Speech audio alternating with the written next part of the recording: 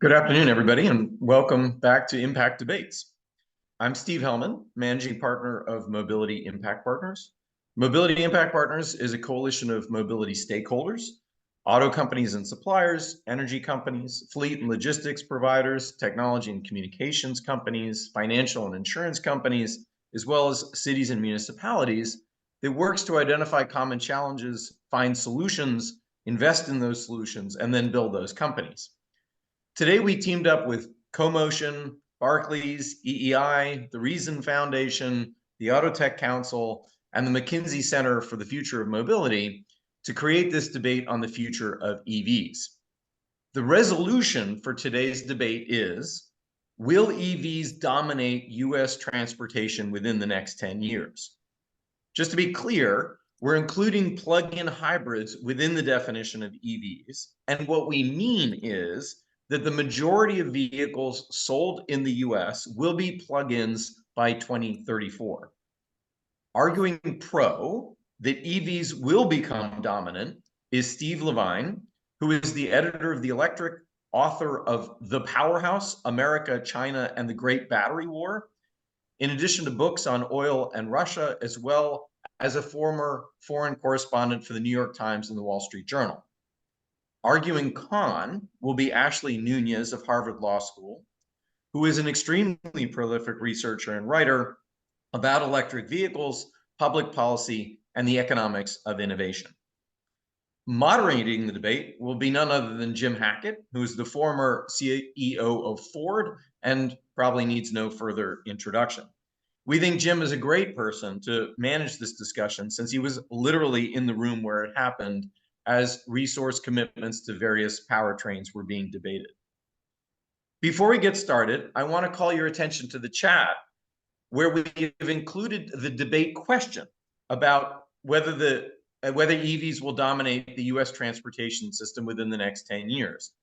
We ask each and every member of the audience over the next 2 minutes to give that question, there's two questions, one will and one will not, to give whichever question you agree with, or whichever statement you agree with, a thumbs up before we get started. This way, we'll take the temperature of the audience going into the debate, and we'll ask you the same question at the end, and then we'll share the results with you. A few other housekeeping items to go over. This session is being recorded, and registered guests will receive a link to the recording. It will also be available on the MIP website, along with the recordings from our other debates. The debate is on the record, and members of the media are free to use the material. In that regard, please note, importantly, that all of the debaters are here today in their individual capacities, not as representatives of their organizations. If you have follow-up questions, please stick around after the debate, as you would if this were happening in real life. Each of the participants will be in a separate breakout room, and you're all invited to join them as you wish and bring your comments and questions. That part of the event will not be recorded. The debate will follow a structured format developed with the assistance of the American Debate League. Each debater will present opening arguments for 6 minutes, followed by 3-minute rebuttals. Jim will be asking the debaters 3 follow-up questions. They will each have 3 minutes to provide answers and then 1 minute to respond to the others' comments. The debate will end with their 2-minute concluding statements. The pro argument, Steve, will always lead, followed by con Ashley, who will have the last word. With that, I'd like to turn the debate over to MIP Advisory Board member Jim Hackett. Thank you, Steve, and welcome to everyone. And needless to say, I'm very excited about this because it reminds me of conversations we actually did have in the boardroom when I was a board member at Ford, and then later as the CEO, they continued. And you'd have to be not online to not understand that it's central in the US presidential election. This is going to be a ceremony that I'm really looking forward to, and in turn, I want to get right to it. And as Steve promised, I'll be available at the end of the session in the breakout room. So we're going to start with Steve. You're going to be start first with an opening statement. Then Ashley, after Steve takes 6 minutes, you'll have 6 minutes for your introduction.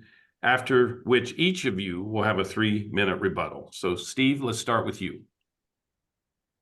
Thanks. Thanks to Mobility Impact Partners for inviting me to the debate today. Over the last year, the US has gone from go-go confidence in the transition to EVs to gloom. The gloom is overdone. Slide. Last year, plug-ins were almost 10% of US sales, up 42% from a year earlier and 98% from a decade ago in 2013, when they were a half of 1% of the 16.5 million cars sold that year. Slide. EVs are often compared with our largest recent technological phenomenon, smartphones. And it's worth a moment to look at that analogy. IBM introduced the first smartphone, the Simon personal computer, in 1994. 19 years later, in 2013, smartphones overtook dumb phones and became the world's dominant cell phone with 53% of sales. The bulk of those sales were, of course, iPhones and Androids, but those only really took off a year earlier. Slide. The iPhone only really put away the BlackBerry in 2012, 5 years after Apple introduced it. So here we are in the first innings of the rise of a modern electric vehicle industry. If we use smart versus dumb phones as a model and slide, make the Tesla Roadster, launched in 2008, the starting gun, plug-ins are on very roughly the same track in this new race, pitted against combustion. The signs are that plug-ins will overtake gasoline cars well within the timeline set in this debate, although a bit less quickly than smartphones won their race. I raised the analogy because very often in our era, we start to doubt against the data when something isn't the iPhone overnight. I mean to say that the iPhone wasn't the iPhone overnight. So let's dive in and talk about plugins. That begins with batteries and the question of price. Early in a new technology that's challenging a widely and long entrenched incumbent, the new technology has all the proving to do. The incumbent has to do nothing but sit there and, well, be the incumbent. In the case of plugins, they look pretty snazzy. Tesla's grabbed a lot of attention for their styling, their cool, and Elon Musk's showmanship. Musk put a scare into the car industry, most of whose companies declared about 3 years ago that they too were going all in on EVs. Though there's much eagerness for the final showdown, the moment of truth isn't here yet. Combustion has a long tail and EV prices need to come down. Only then will we see what consumers prefer. I'm going to argue today that costs are coming down dramatically. Slide. Central to the cost of plugins is the battery, which can be 40% of the vehicle's total cost.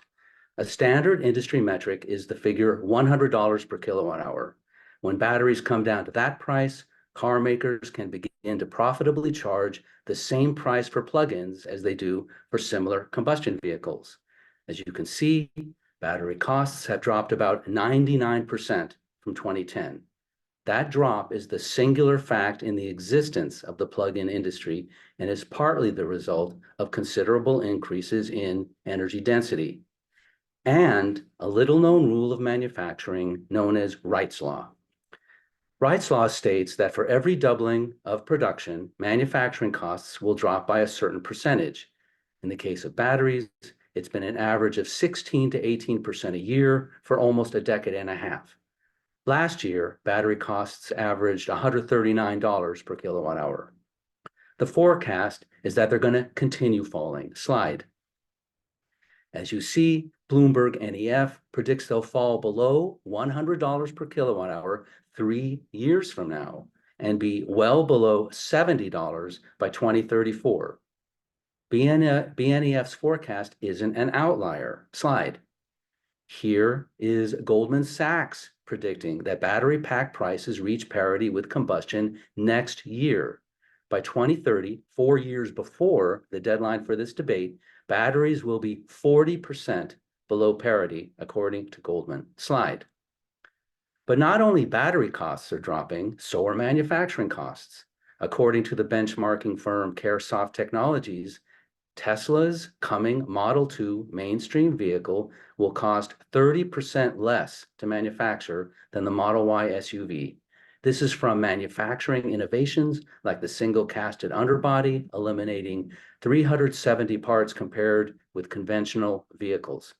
In an elegant analysis last week, Gartner predicted that such innovations will bring combustion and next-gen EVs into manufacturing cost parity in 2027, just 3 years from now. Slide.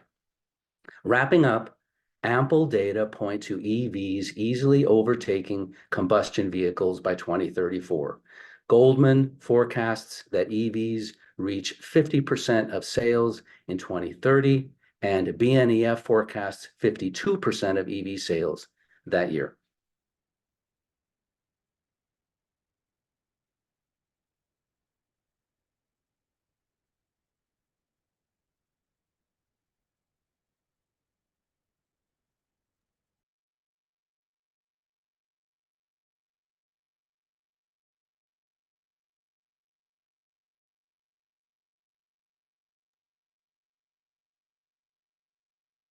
So we're technically, we're just waiting for Ashley's mic to come on. Yep, I'm right here. Thank you. Okay.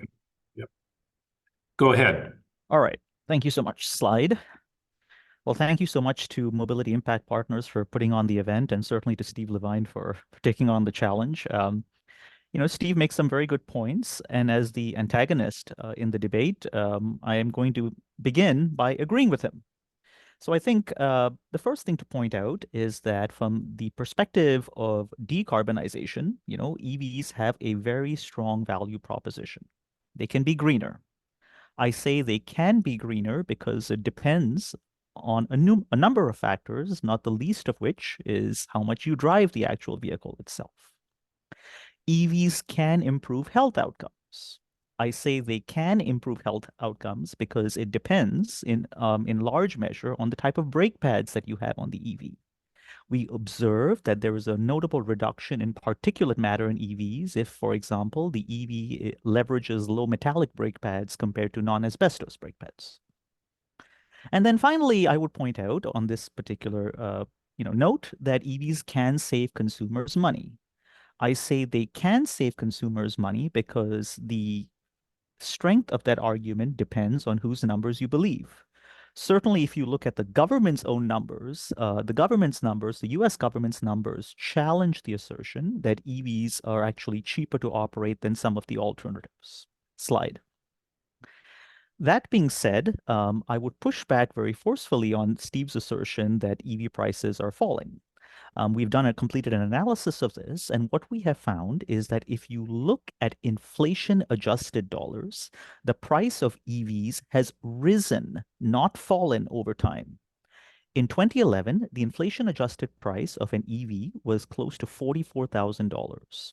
By 2017, it had reached $63,000, and in 2022, it was $75,000. Steve has made the appropriate point that battery prices are always falling, and they have fallen. In 2011, the inflation-adjusted price of a battery was a little over $1,000. 2017, it was $245 per kilowatt hour, and in 2022, it was closer to about $140 per kilowatt hour. Why is it the case that despite remarkable declines in battery prices, the price of the EV itself continues to rise? Very often we are told that, well, all we need is scale. We just need production to ramp up. Well, guess what? Production has ramped up. In 2011, we sold close to about 10,000 electric vehicles in the United States. By 2017, it was about 100,000, and in 2022, it was well over 700,000. How much scale do we actually need for EV prices to fall? Slide. The next point I would make is that this whole notion of price parity is a misnomer. What you see on your screen is data from the ICCT, a very reputable organization, in which they project out when we can expect to see price parity between an EV and an ICE. I would draw your attention in this case to the chart on the right-hand side of the slide, right? And where they generally say, you know, if you go out by 2020, 2022, 2025, we will have parity between, in this case, a Chevy Bolt and a Chevy Impala. Yet this comparison is deceptive because these are fundamentally two different vehicles. The Chevy Bolt would give you on average about 200 miles or 250 miles of range. A Chevy Impala gives you upwards of 400 miles of range. A Chevy Bolt would give you about 200 horsepower. A Chevy Impala is powered by a 300 horsepower engine. Merely comparing the price of the vehicle is inadequate, I would argue, because what also matters is what we call performance parity. Slide. The final point I would make is that price isn't everything. EVs potentially offer considerable cost savings. Yet, as I mentioned earlier, if you look at the government's own data, there's a wonderful report by Argonne National Labs in which they demonstrate that the total cost of ownership of an electric vehicle is actually not as attractive as, say, for example, a pure hybrid electric vehicle, right? That being said, I would also argue that plugins afford a high opportunity cost. It takes you time to find a charging station, and when you do find a charging station, there is a high opportunity cost associated with replenishing the battery itself, with topping up the battery. The implications for middle and low income Americans is particularly profound because, as I often argue, what is equitable about the rich person sitting on their couch as their car recharges while the poor person is standing on the side of I-95 looking for a charger? And with that, I will cede my time. Thank you, Ashley. And to our listeners, you can see in the debate already how fine the line is between the two systems of propulsion. And we're going to go more deeply, but before we do that with subsequent questions, I want to give each participant a chance to rebut. So Steve, your 3 minutes. Yeah, I won't need three minutes to go through everything. Let me just say a couple things. One is that the question we're debating today is whether EVs overtake combustion to be the dominant sold car in the U.S. by 2034, and points about whether tires are more healthful on one car or on another car, or whether one car is greener than the other are not relevant. What we have today is we have two big car makers, especially BYD and Tesla, that are going great guns, selling their cars. They sold 6 million cars last year, and this is without any kind of promotion about tires or about health. I also want to challenge Ashley on price. This is something I guess we're going to go back and forth on. I called Cox Automotive yesterday and asked them what's happened with EV prices over the last few years. They came back with the average price of EVs have dropped from 2022, $63,000 in the U.S. average to $54,000 today. That's in 2 years. The price of a Model 3, a standard Model 3, has stayed the same, about $38,000 for 8 straight years. The inflation adjusted price today is $30,000 if you're using 2017 figures. So let's keep going. But yeah, I just want to stay on point here. Okay, thank you very much. And again, I said we'll go deeper on some of the questions, but Ashley would like to give you 3 minutes for rebuttal. Thank you so much. I would say I would make three main points. The first thing I would say to Steve, with regards to which vehicle is greener or which vehicle is better with particulate matter, is it does matter to the extent that the government is investing billions of dollars in taxpayer money to spur adoption of the technology. It does matter. Now, let's assume for a second that these vehicles are greener and the government has a vested interest in doing so. With regards to price, you raise a very good point. It's certainly true that over the past year, in 2023 in particular, we have seen significant cuts in the price of these vehicles. But I would say a few things. In order for EVs to dominate the road, it is insufficient for prices to drop for a single year. Prices need to go down and they need to stay down. More importantly, when we look at 2023, the price cuts that we have seen have considerably lowered the residual value of these vehicles, which is precisely why many OEMs are now cutting checks to rental agencies, right? Because rental agencies get a significant amount of their revenue from resale. Finally, on the point of Bloomberg and some of these other organizations talking about price parity and using that as the basis for when we will see widespread adoption, I would point out that if you look at the majority of these estimates are constantly and consistently pushed back. Right? We were going to have price parity in 2018, then it was 2020, then it was 2025. It was a little bit like autonomous vehicles where it's coming, but we're just not quite there yet. That's not to say that EV sales aren't increasing, which I think is a fair point that Steve raises. That being said, it is important to acknowledge that the growth rate of EVs is slowing, and I think that's something that few people would actually debate. In 2022, we had a growth rate, I think about 98% compared to the previous year. 2023, I think we had a growth rate of 68%, and I think based on current estimates, so it's closer to about 48%. So the growth rate is actually slowing. And this matters. It matters because if it's the case that EVs are going to dominate the road and everyone is so enthused about the technology, you would not require heavy-handed government mandates such as the tailpipe emission standard that the EPA has set out. Right? If everyone's just going to go out and buy a plug-in electric car or an electric car, we would not need the EPA to come out and say you de facto have this mandate that says that 67% of new vehicle sales need to be electric. And with that, I would cede my time. Thank you. Thank you. Very, very well.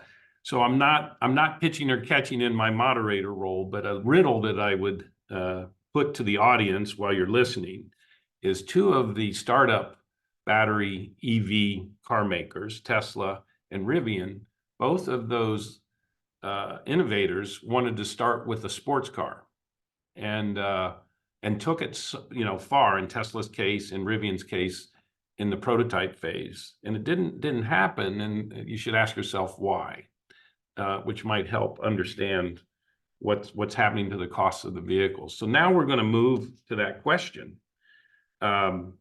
Which is, absent the government subsidies, which have been substantial at $7,500, what will the level price for EVs be, and will they actually be cheaper than ICE vehicles? So Steve already opened this door to talk about, but I think we should talk more about it.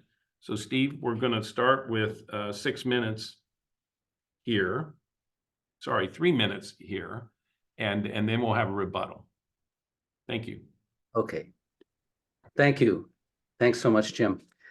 So now we're talking about can plug-in vehicles win on cost? Slide. Prices have already been falling, as I already remarked to Ashley in my rebuttal. The price of the average US EV has dropped 14% in nominal dollars over the last two years, not 1 year, 2 years. $63,000 in 2022 to $54,000 in 2024. The price of a Model 3 has stayed roughly the same nominally for 8 years, and adjusted for inflation has dropped dramatically. Going forward, as discussed previously, battery costs are dropping. Slide. Metals research firm Fast Markets says LFP, the iron-based chemistry used in most Teslas and Chinese-made plugins, will cross below the $100 per kilowatt hour threshold this year. There's fierce global competition to introduce a high-density upgrade of LFP by inserting manganese into it. Fast Market says that for those who do that successfully, prices will drop to $78 per kilowatt hour by 2030. Companies are also lowering cobalt content and using 90% nickel, a new chemistry called NMC 955. Pack costs for that, Fast Market says, would come in at a cheap $86 a kilowatt hour, well below combustion parity.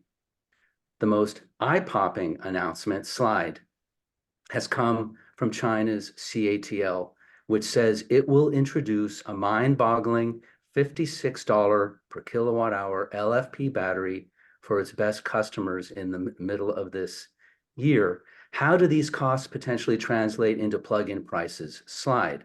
A study by the International Council on Clean Transportation, the firm that Ashley mentioned in his presentation, found that SUV prices without the IRA incentives, the green line, will beat combustion models by 2028 and drop from there. If consumer and production tax credits remain in place, ICCT forecasts that plug-in SUVs will beat similar conventional models on price as soon as next year. Slide. Here's a sedan assessed by various metals prices. If metals costs again rise to the extreme levels, the yellow line, as they were in 2022, plug-in sedans beat combustion prices in about 2031 and stay there. If metals prices remain low, as they are today, plug-in sedans beat similar gasoline models about midway through 2027. Price is king. When prices are the same or the price of EVs are lower than combustion, that is when consumers will have an agnostic choice. Which format do they prefer? Thank you, Steve. Okay, and just to remind the audience, we're talking about costs and the fact that the subsidy is sunsetting, and so we'll turn to Ashley for his 3 minutes on this question.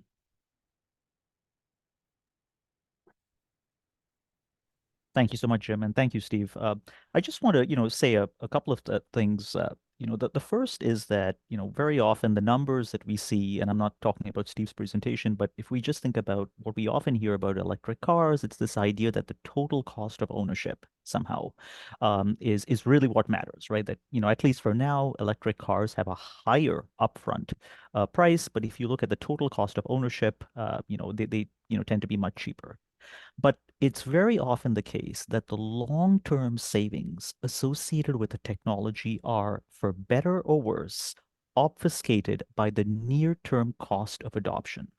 And let's use a non-automotive example of this. We know in the United States that insulating homes can save you thousands of dollars annually. Furthermore, it can add to the value of the home during resale. However, according to the North American Manufacturers Association, we estimate that approximately 90% of U.S. homes are under-insulated, wasting energy, raising cost. What motivates Americans to not insulate their households appropriately? The most rational answer is the upfront cost of procurement, which can often run into the thousands of dollars. The upfront cost does matter. To Steve's point, he I think appropriately put up a couple of figures showing you numbers for 2022 and 2023 in terms of the cost. What I would encourage the audience to think about is not what the cost looks like for a single year, but rather to chart out what the long run changes in price actually are. And all the evidence suggests that if you look at the MSRP for every single trim that has sold year on year, the cost trajectory is upwards, not downwards, right? With regards to the government, stepping in and providing subsidies, I think there is little doubt that the way in which this is actually occurring is highly inefficient, right? Most of these credits are often claimed by households that would have purchased the electric car anyway. There's some wonderful work from Fiona Burlig at the University of Chicago, in which she has demonstrated that very often, these vehicles are actually adding to the number of cars in a household, which isn't really what you want from a decarbonization perspective. Finally, I would note that, arguing that there is a price cut over a period of 1 or 2 years is problematic, particularly in 2023, right? Because much of the price cuts that we have seen in 2023 reflect sagging demand. People just don't want vehicles at those prices. Now, you may say, okay, well, there's a reset equilibrium that effectively takes place. The challenge that we have is that at those prices that automakers are selling their vehicles, they're not making money. Thank you, Ashley. As we move to the next question, a quick anecdote. Bill Ford and I are in China, and high-ranking Politburo members extolling us to bring more fuel-efficient vehicles. This is before the Chinese have EVs in place. And Bill said something really wise that I want to repeat, which is he said to the leader, he said, we can make the cars ever more fuel efficient, but if they're stuck in traffic and running, you really don't have an improvement both in the experience and your total cost. So we're really thinking about the system of where the vehicle exists and lives in this next question. So it's around convenience. It won't help to have them inexpensive, of course, if no one wants to buy them or they're hard to charge. So we're going to ask each of our debaters to speak to convenience, and we'll start again with Steve. 3 minutes, please. Thanks, Jim. Here's where we do get drawbacks compared with combustion. We're accustomed to zooming into a gas station without a thought, filling up in a few moments and zooming on our way. Pure EVs take hours to charge up if you're using an ordinary home plug, and up to an hour at public stations.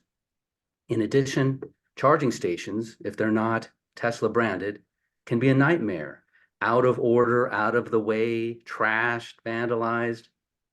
Things are changing, however. LFP batteries charge faster than NMC. Almost all the major automakers have signed charging deals with Tesla, giving their customers access to clean, well-lit stations that usually work. And charging protocol is evolving. Expert advice is not to seek to charge all the way up, which is what takes the longest, because in the final 20% of capacity, the battery puts up a fuss and doesn't want to get more full. Instead, charge to 80%, which will give you 240 miles of range or so in 15 or 20 minutes. You can charge to a full battery overnight. Slide. Generally speaking, I guess that other one was the... Your rebuttal. Yeah, was the correct. Oh, I see. That's actually the wrong slide. That's a slide for the other one. You've got the wrong slide. Yeah. Amar. Yeah. Yeah. So the moderator fumbled that. So that was your minute to respond to the last comment, or was that your start on convenience? That's supposed to be a 3 minute. No, you asked me to go 3 minutes. Yeah. So keep going. So stay on your convenience. Okay. So generally speaking, charging providers and retailers are finally understanding that charging stations need to have a human touch. That photo actually was, I apologize to Amar. That picture you saw, that was a Waffle House in Lakeland, Tennessee. Car companies are also making 300 miles the standard range. This year, there are 30 300-mile EVs on the US market, and 20 more are promised later in the year. 300 miles seems like a lot to me. It's almost 5 hours of driving. You can stop, rest, have a latte, check your emails, And before you know it, you've added another 240 miles of range. You're on your way. If you want 400 or 500 miles and you want something, electric plug-in hybrids are probably your answer. Thank you. Thank you, Steve. So Ashley, we're going to ask you to go ahead and give your 3 minutes on convenience. And then, gentlemen, I missed the minute rebuttal on the last one, so be prepared on this topic. Each of you will have a minute to rebut. So Ashley, your 3 minutes. Thank you so much, Jim. Well, I certainly have I have considerable respect for Steve in acknowledging, some of the charging issues certainly that are associated with plug-in hybrids and pure electric vehicles. And the way I think about this space is really opportunity cost, and opportunity cost. There are primarily two issues associated with the convenience of these vehicles that, in my view, will contribute to limited uptake in terms of sales. The first is the challenge associated with finding a charging station. Now, if we look at the United States, we have something in the order of about 150,000 gas stations. If we make some assumptions about how many pumps there are at a gas station, maybe 6 to 12, that gives you upwards of about 900,000 pumps, right, to physically get gasoline into your engine. We compare that to 136,000 charging outlets that we see at charging stations across the US. Now, that being said, the Inflation Reduction Act is meant to incentivize the building of more charging stations, close to about 500,000. But I would offer to you that addressing the issue of, finding a charging station pales in comparison to the larger issue of actually spending time charging your battery. Steve made, I think, an appropriate point, which is that, hey, guess what? You don't need all that range. You only need 80% of it, right? The problem we have over here is that when Americans, top off their tanks, and even when we purchase vehicles themselves, we want the totality of performance available at our fingertips. Where recharging a vehicle is concerned, the best case scenario is ultra-fast charging. And even over there, you're looking at 20 to 30 minutes when it comes to ultra-fast charging. We compare that, right, to getting a full charge, if you will, from an internal combustion engine powered vehicle, which takes maybe 6 to 10 minutes at most. As I've said before, this particular inequity has significant implications for who adopts electric vehicles. Middle and low-income Americans are typically priced out, and even if they are priced in, they will pay a heavy price, so to speak, in terms of the high opportunity costs associated with leveraging this technology. And with that, I will end. Thank you. So, Steve, 1 minute. Thank you. So it is true. It is true that an EV transition will not happen until there are more or less ubiquitous fast charging stations. People, before they buy a car, will have to have in their mind that they can charge and they can charge fast. One data point, ultra fast charging is not 20 to 30 minutes. Ultra fast charging is 10 to 15 minutes. Fast charging is 20 to 30 minutes, and we are moving to faster charging. Thank you. Thank you. Ashley, you have a minute. Yep, thank you. Steve said something that was quite interesting. He was talking about how increasingly we are pivoting towards having an average range of approximately 300 miles. Steve, please correct me if that's incorrect, right? In general, we're moving to about 300 miles of range, and that statement is factually accurate. If you look at data, for example, from DOE in general, we're sort of hovering in terms of the median to average range 280 to 300 miles. But I would also point out that particular value falls far short of the median range for an ICE vehicle, which is closer to about 405 miles, right? Now, again, I want to reiterate this point. It doesn't mean that we require all that range, but when we engage in procurement decisions, we make those decisions based on the tail ends of the distribution, right? For the 1% of 1% of 1% of trips that requires to go very long distances without having to worry about finding a charging station. And I will end there. Thank you, Ashley. I have to comment that both of you would fit really well in the debates that I sat in on. Not only having mastery of the topic and insight, but your arguments are quite persuasive. So this is why Steve Hellman does this. And we're going to move to societal benefits now. And I used to urge the people to think about the implication of the product longer than the first year that it was in place. And so this is to change our focal length about EVs being here for a longer time. And, will they deliver the decarbonization promise that we all imagine? Will the government be all in with EVs in order to achieve these objectives? So 3 minutes each again, and we'll start with Steve. Thank you. First, I want to say that decarbonization is not the primary dynamic behind the transition to EVs.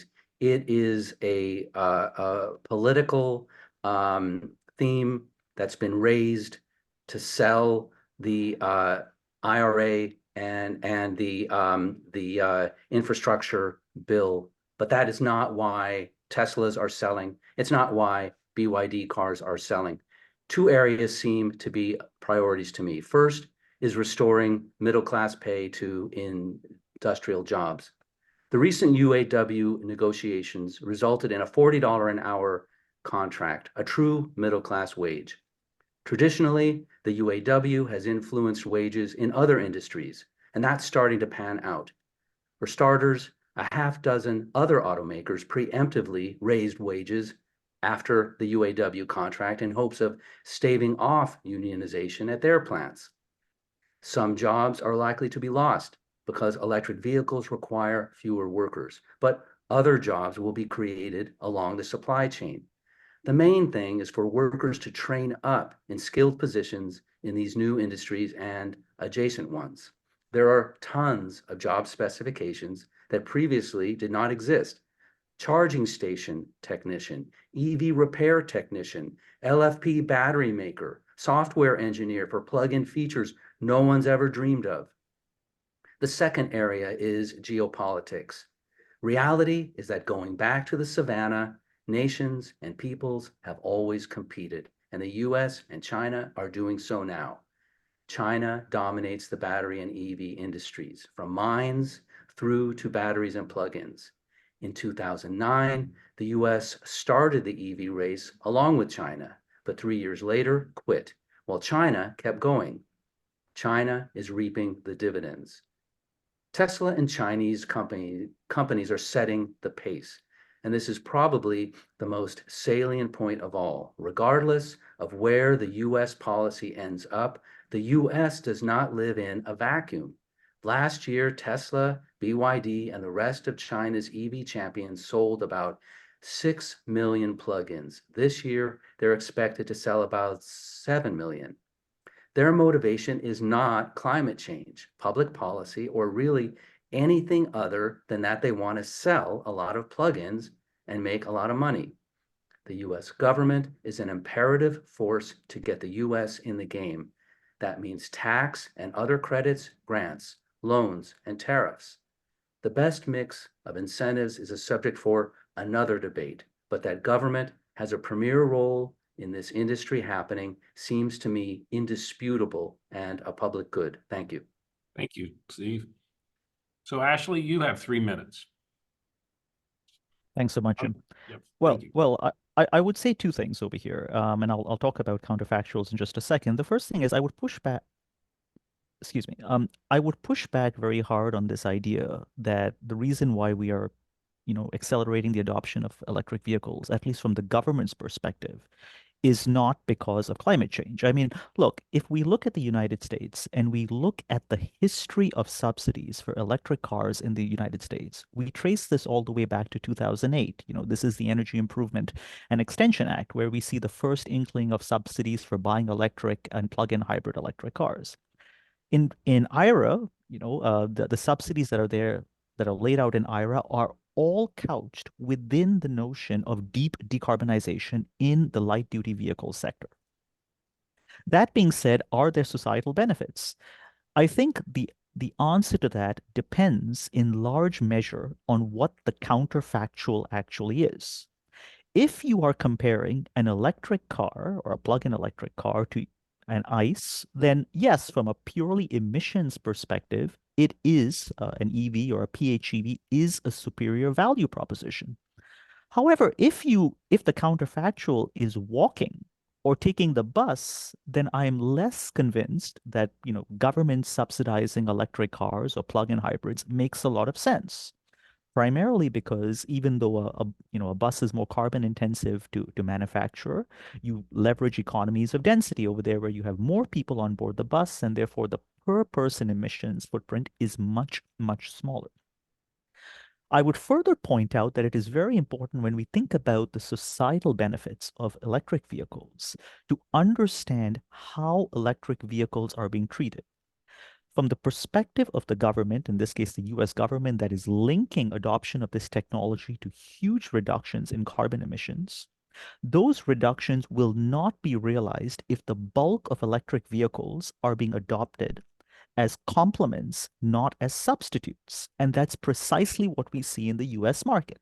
There is compelling evidence to show that the majority of electric cars are adopted as secondary or tertiary cars versus the primary car.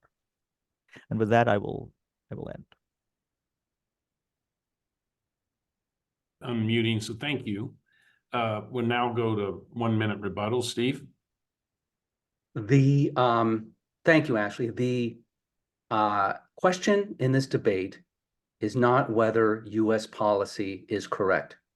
The question in the debate is whether consumers buy a lot of electric cars, buy a lot of plugins. We have two big major EV sellers in the world, Tesla and BYD. Neither of them sell their cars based on reductions in carbon emissions. They sell them on the basis that they're cool. People want to buy millions of these cars. One more point: who buys new cars? 93% of new cars, of people buying new cars, are homeowners. They own their own home, and they earn more than $110,000 a year. When Ashley is talking about equitability, people who are lower income, who earn lower incomes, generally don't buy new cars. They buy used cars. I've never owned a new car, for example. Thank you. Thank you, Steve. Ashley, you have a minute rebuttal. We're talking again about societal benefits of EVs. Well, I think this notion of societal benefits is linked to the fundamental question of whether or not we will see widespread adoption. And the reason why is because the government has clearly taken an interest in the technology itself. Right. So to the extent that that these policy levers, subsidies, incentives, etc., are necessary to spur widespread adoption, it is important to understand whether or not there are societal benefits. Because if there aren't, why is the government subsidizing this technology to begin with? I guess Steve would say, well, there are job reasons for why that's the case, maybe to spur economic growth in one way or another. And fair enough, but that's not the way in which the policy itself is being sold. At least in the United States. Now, if we look at China, China has no shortage of subsidies when it comes to EV adoption. If Chinese consumers are so gung-ho about the technology, why do we need all these subsidies to flow into the market? I just want to say something else. Steve correctly pointed out that with the new UAW contract, wages have gone up. I suppose I'm struggling to understand how wages of all these workers can go up to the extent that they did, but electric vehicle prices can or will drop at some point in the future. And I'll just leave it at that. Thank you. So, gentlemen, you've been very kind in adhering to the time budget, so that's great. I appreciate that, and the arguments being succinct and cogent. So thank you for all that thoughtfulness. We're now at the stage in the debate where we want to do the wrap up. And so each of you will have 2 minutes to do that. And Steve, we'll start with you. Thank you very much, Jim. So I want to reiterate that we've prematurely decided that the race is on, that the straight head-to-head race between combustion and EVs are on.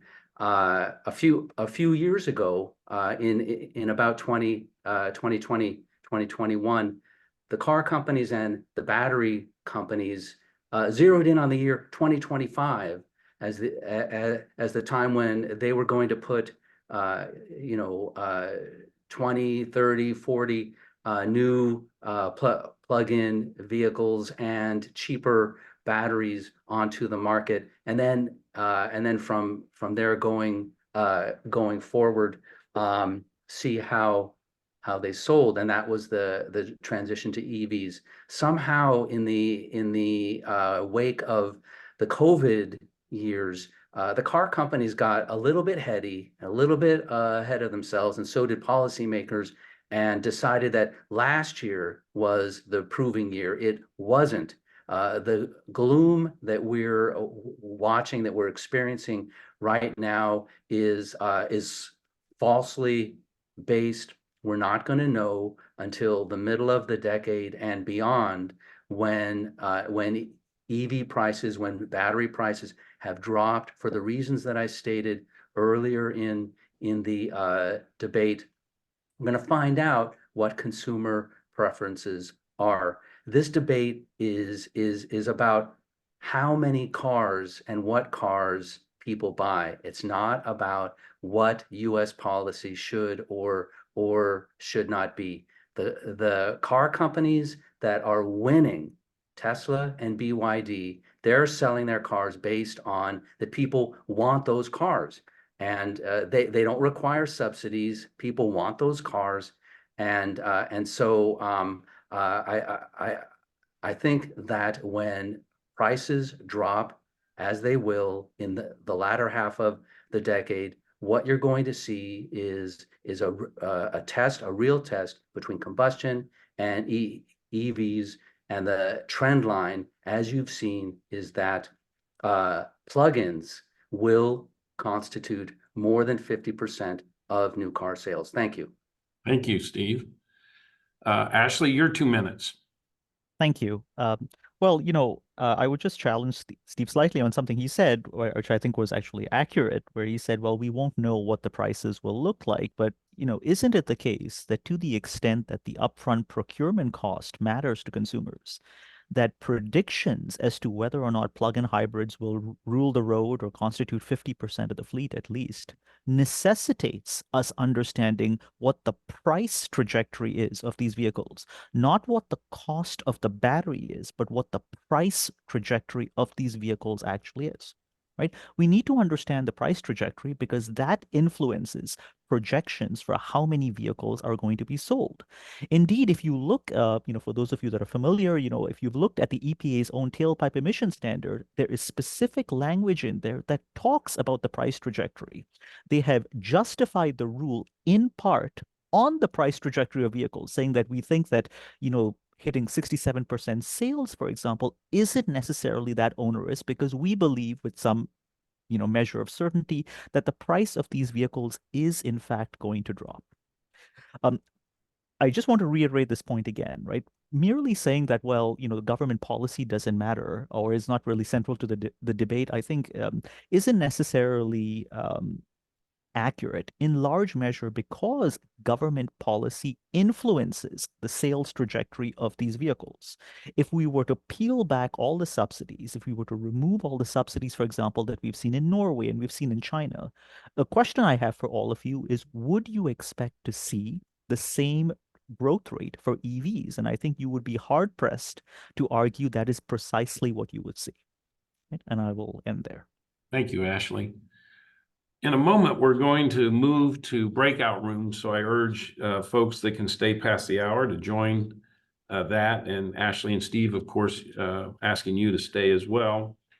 I don't get to vote in the debate, but I got to vote, in the boardroom. I sat in the boardroom at Ford before I was CEO. And I remember when Elon's volume per month was under 4,000 vehicles. And the board at large saw this exciting product, but, it was kind of a gnat in terms of impact.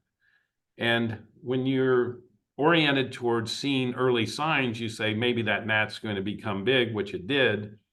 And I found myself in the CEO role later in the White House with my peers in the auto industry talking to the previous administration about the evolving what I call propulsion question, because at the time that EVs were being considered, so was hydrogen. And of course, we knew where the ICEs were getting ever more effective in terms of miles per gallon. So the question was really large. And I remember arguing at that table with the president that the next generation, the people that all of us that are sitting around the table were so wed when we were 16 and we started with gasoline vehicles. We love our pickup trucks or our Mustangs that growl, but the next generation is going to grow up with a whole different feeling. And at that moment, I saw people in the room that were much younger that you will know nodding their head that this was exciting to them. So it gave me a hint. And then the argument then went to what would the Chinese do with the potential of this kind of change? And it's been pointed out what really happened with China. And we have to remember then that it's not with tariffs and things like that that keep them from our market, because they will find ways to impact the direction of what customers really want. So we really had a good discussion today, and thank you to our two debaters and Steve and his team. And with that, I think we will adjourn a few minutes early. Thank you, everyone. Well, thank you all for joining today. Before we sign off, thank you, Jim, but before we sign off, please take a moment to respond to the survey question again in the chat. If you now agree that EVs will dominate US transportation within the next 10 years, give the statement a thumbs up. And if you now disagree, give the other statement a thumbs up. Please do that within the next 2 minutes. In a moment, we'd like to invite everyone in the audience to join the breakout rooms with the participants to ask any follow-up questions you may have. I really want to thank Steve and Ashley for agreeing to take so much fire today and for helping us understand a really complex issue. And also Jim for keeping the conversation focused and organized. I'd also like to thank CoMotion, Barclays, EEI, the Reason Foundation, the Autotech Council, McKinsey Center for Future Mobility, and the American Debate League for helping to make this happen. We appreciate the support in trying to generate healthy debate around issues affecting the future of mobility and how we all work, live, and play. As a good follow-up, by the way, CoMotion are bringing together a broad spectrum of influential thought leaders in mobility at CoMotion Miami on May 6th and 7th, coming up soon. And if any of you has feedback on this event or suggestions for future debates, please reach out to us. By the way, on that note, I want to give a special shout out to Steve and Jim, because we're actually working on a follow-up debate on Chinese trade policy. We'll let you know about that and our upcoming programs, or you can check our website, where you'll also find a recording of today's debate. Once again, thank you all for joining today. Off to the breakout rooms.